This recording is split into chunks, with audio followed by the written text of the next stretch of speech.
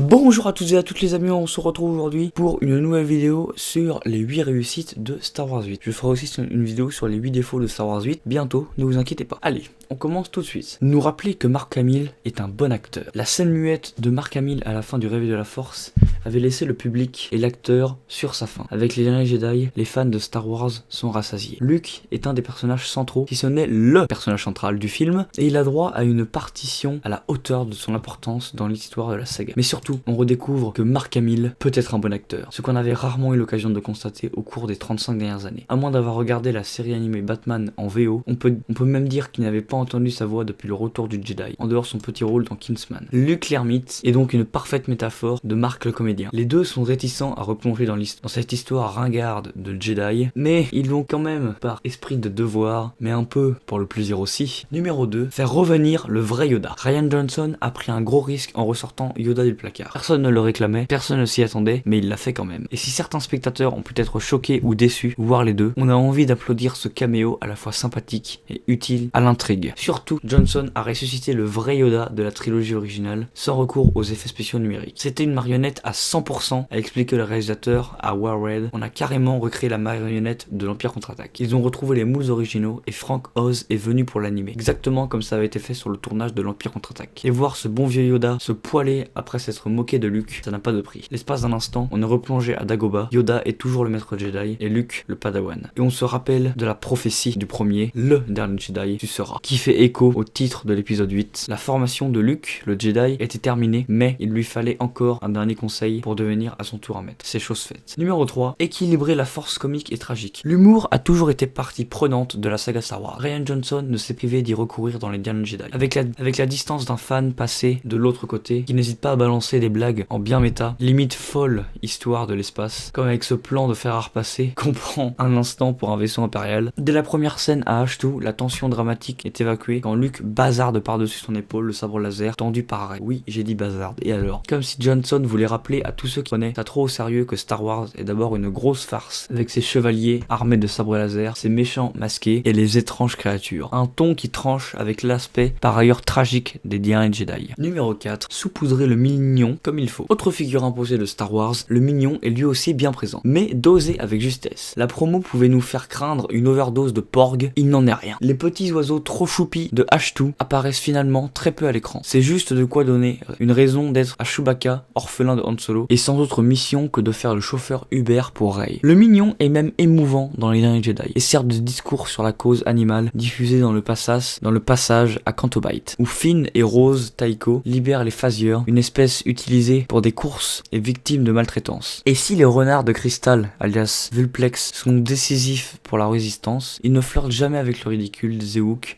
ou des Gungan. Bien joué Ryan. Numéro 5, nous en mettre plein les yeux. Nous en sommes au 8e film Star Wars, 9e si on compte Rogue One, et il est de plus en plus difficile d'éclater les fans visuellement. Et pourtant, Rian Johnson y parvient, notamment quand Laura Dern fonce à la vitesse lumière contre le vaisseau amiral du Premier Ordre, générant une somptueuse explosion silencieuse. Quand le combat entre la garde prétorienne de Snoke et Kylo Ren et Rey nous livre une autre séquence de toute beauté, la bataille finale de Crête, planète dont le sol rouge est recouvert d'une fine couche de sel blanc, est également un modèle du genre, avec ses vieux vaisseaux rebelles brinque-ballants et ses décors grandioses. Bref, en 2017, on peut encore écarquiller les yeux devant un Star Wars. Et ça fait du bien, putain. Numéro 6, faire évoluer ses personnages. On ne peut pas reprocher au dernier Jedi de tourner en rond sur ce point. Tous les personnages principaux du film évoluent entre le début et la fin du film. Luke, qui finit par abandonner son exil, enfin presque, pour embrasser sa destinée. Rey, qui réalise que les réponses à ses questions sont en elle, pas dans la tête de Luke. Kylo Ren, qui supplante son maître et qui se révèle moins soumis que Dark Vador avec l'Empereur, ou encore Poe Dameron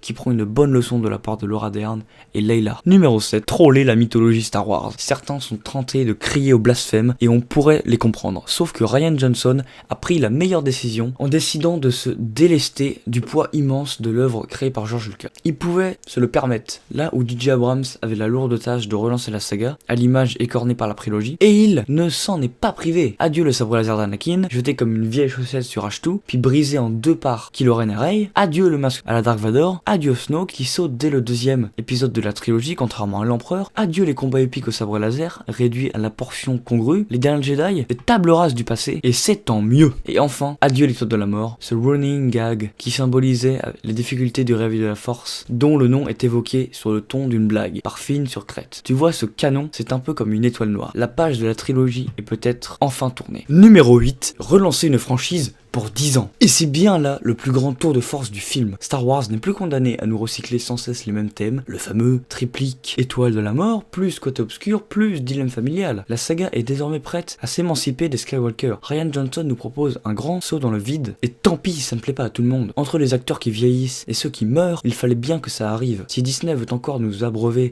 des films Star Wars pour les années, voire les décennies à venir, il faut en passer par là. Et c'est clairement la mission que s'est confiée Rian Johnson, ou que Kathleen Kennedy lui a confié, et on sent bien qu'il a planté dans les derniers Jedi des graines pour la future trilogie qu'il doit piloter. Les Jedi semblent avoir perdu le monopole de la force, désormais accessible à tous ceux qui veulent bien y croire. Comme le suggère la scène finale, l'étincelle de la résistante est en train de faire naître des vocations un peu partout dans la galaxie, nous laissant entrevoir un avenir alléchant pour la saga. Les derniers Jedi a tué le père, et on ne peut pas faire plus Star Wars que ça. Et bien voilà les amis, cette vidéo est à présent terminée, j'espère que ça vous a plu, laissez un commentaire, un pouce bleu, des questions pour la FAQ, moi je vous dis à la prochaine pour une prochaine vidéo, salut.